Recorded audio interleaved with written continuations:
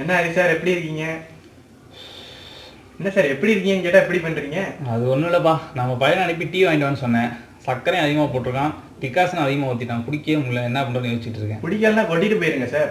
கொட்டிடலாம், ஆனால் 250 ரூபா வேஸ்ட் ஆகுமே நினைக்கிறேன். அது எப்படி சார் சிங்கிள் டீக்கு 250 ரூபா ஆகுது? அதை பற்றி சொல்லணும்னா பல ஆண்டு பின்னோக்கி போக வேண்டியிருக்கும். பரவாயில்லையா? பரவாயில்ல சார், சொல்லுங்கள் சார்.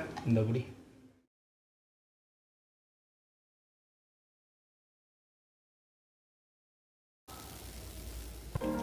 2008 வந்து ஜான் ஆண்டனி ஆலன் அப்படிங்கிறவருக்கு வந்து ஒரு விருது கொடுக்குறாங்க. இந்த விருது வந்து எதற்காக கொடுக்குறாங்க பார்த்தீங்கன்னா, விர்ச்சுவல் வாட்டர் அப்படின்ற ஒரு தத்துவத்தை வந்து இவர் இந்த உலகுக்கு எடுத்து காட்டுறாரு.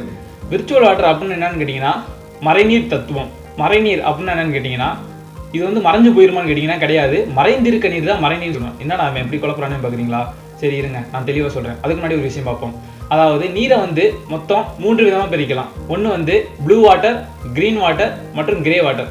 ப்ளூ வாட்டர்னா மேகங்கள்லேருந்து கிடைக்கக்கூடிய மழை நீரை வந்து ப்ளூ வாட்டர்னும், கிணறுகள், ஏரிகள், குளங்கள் மற்றும் நிலத்தடி நீர்களை வந்து க்ரீன் வாட்டர்னும், கழிவுநீர், தொழிற்சாலையிலேருந்து வெளியேறக்கூடிய கழிவு நீர்கள் மற்றும் வீட்டிலேருந்து வெளியேறக்கூடிய கழிவு நீரை வந்து என்னென்னு சொல்லுவோம்னு பார்த்தீங்கன்னா கிரே வாட்டர்னு சொல்லுவோம்.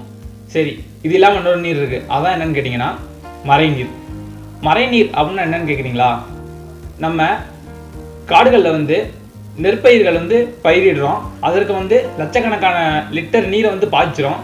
அந்த நீர்லாம் எங்கே போகுது அப்படின்னு என்னைக்காவது யோசிச்சிருக்கீங்களா? கிடையாது. அதே மாதிரி இப்போ கோதுமை பயிர் வந்து நிறையா விளைவிக்கிறோம், அதற்கும் நம்ம நீர் பாய்ச்சிரும், அந்த நீர்லாம் எங்கேயாவது போயிருக்குன்னு யோசிச்சிருக்கீங்களா? கிடையாது. அதுதான் நான் சொல்ல போகிறேன். அதாவது இந்த நீர்லாம் வந்து அந்த நெற்பயிர்லேருந்து நமக்கு அரிசி கிடைப்பதற்கு வந்து உதவுது. அதாவது 1 கிலோ அரிசி வந்து விளைவிச்சு நம்ம கைக்கு வந்து சேருவதற்கு 2500 3000 லிட்டர் வரைக்கும் நீர் தேவைப்படுது. இதை உங்களால் நம்ப முடியுதா? சரி, இன்னொரு கான்செப்ட் சொல்லுங்கள். நம்ம கோதுமை வந்து 1 கிலோ விளைவிச்சு நம்ம கையில் வரத்துக்கு வந்து எவ்வளோ நீர் தேவைப்படுது அப்படின்னு கேட்டிங்கன்னா 1000 லிட்டர் நீர் வந்து தேவைப்படுது. இதே மாதிரி நம்ம நிறைய பயிர்கள், நிறைய பொருட்களுக்கு கொடுக்கக்கூடிய தண்ணீர் வந்து எங்கே போகுதுன்னு நமக்கு தெரியறதில்லை. இது வந்து நமக்கே தெரியாமல் வெளிநாடுகளுக்கு நம்ம இந்தியாவிலேருந்து பொருட்களை உற்பத்தி செய்து ஏற்றுமதி செஞ்சுட்டு இருக்கோம்.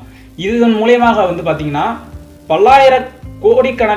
பல கோடிக்கணக்கான நீர் வந்து நம்ம இந்தியாவிலேருந்து வெளிநாடுகளுக்கு ஏற்றுமதி செய்யப்படுதுன்னு சொல்கிறேன். எப்படின்னு கேட்குறீங்களா? நம்ம வந்து இப்போ அரிசியை விளைவிச்சு வெளி நாடுகளுக்கு ஏற்றுமதி செஞ்சோம் அப்படின்னு பார்த்தீங்கன்னா பல ஆயிரம் கோடிக்கணக்கான நீர் வந்து அதன் மூலியமாக வெளிநாடுகளுக்கு செல்லுது. உதாரணத்துக்கு முட்டையை எடுத்துக்குவோம். நம்ம நாமக்கல் மற்றும் கரூர் பகுதியில் வந்து பார்த்திங்கன்னா முட்டை உற்பத்தி வந்து அதிக அளவில் இருக்குது. ஐரோப்பா மற்றும் ஆப்பிரிக்கா நாடுகளில் வந்து நம்ம இந்தியாவிலேருந்து தான் முட்டை வந்து ஏற்றுமதி செய்கிறோம். அதாவது எவ்வளோ ஏற்றுமதி செய்கிறோம் அப்படின்னு கேட்டிங்கன்னா வருடத்திற்கு 3.5 கோடி முட்டைகள் வந்து நம்ம இந்தியாவிலேருந்து அங்கே ஏற்றுமதி செய்கிறோம். இதன் மூலயமா நம்ம நாட்டுக்கு வந்து 4.13 கோடி அந்நிய செலவு வந்து கிடைக்கிது. நல்ல விஷயம் தானே அப்படின்னு கேட்டிங்கன்னா இல்லை. ஏன்னா ஒரு முட்டை வந்து உற்பத்தி ஆவதற்கு 196 லிட்டர் நீர் வந்து மறைமுகமாக தேவைப்படுகிறது. அப்படின்னு பார்த்தீங்கன்னா நம்ம 3.5 கோடி முட்டை உற்பத்தி செஞ்சு வெளிநாடுகளுக்கு ஏற்றுமதி செஞ்சோம்னா எவ்வளோ லிட்டர் தண்ணீர் வந்து வெளிநாடுகளுக்கு ஏற்றுமதியாக இருக்கும்னு நீங்கள் நினச்சி பாருங்க. இதனால் நம்ம இந்தியாவில் வந்து பொருட்களை நீங்கள் வெளிநாடுகளுக்கு ஏற்றுமதி செய்ய வேணாம் நீ சொல்கிறியா அப்படின்னு கேட்டிங்கன்னா ஏற்றுமதி செய்யக்கூடாதுன்னு சொல்ல முடியாது. இதை நம்ம யோசித்து பார்க்கணும்னு சொல்ல வரேன். அதாவது நீர்வளம் வந்து நம்ம நாட்டில் குறைஞ்சு கொண்டே போச்சுன்னா பிற்காலத்தில் வந்து நம்ம சந்ததிகள் வந்து நீருக்கு ரொம்ப கஷ்டப்படும்னு சொல்கிறேன். நீர்வளம் எந்த நாட்டில் அதிகமாக இருக்கோ அந்த நாடு தான் பொருளாதாரத்தில் உயர்ந்த நாடாக பிற்காலத்தில் இருக்கும். இப்போ வந்து நம்ம இந்தியா வந்து நீர்வளம் குறைஞ்சு கொண்டே போயிட்டு இருக்கு.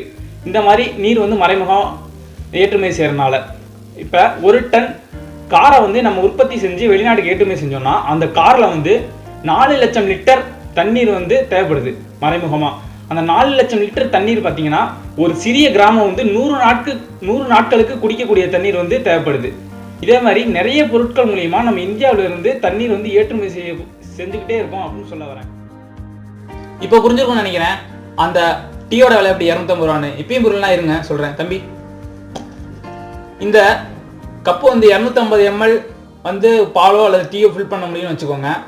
அப்படின்னா 1 ml பால் வந்து தயாராகிறதுக்கு 1 லிட்டர் தண்ணீர் வந்து மறைமுகமாக தேவைப்படுது. அப்படின்னு பார்த்தா இந்த 250 ml அளவுள்ள அந்த பால் டீயோட விலை வந்து 250 ரூபா. இப்போ இந்த கான்செப்ட் கரெக்டாக இருக்கா?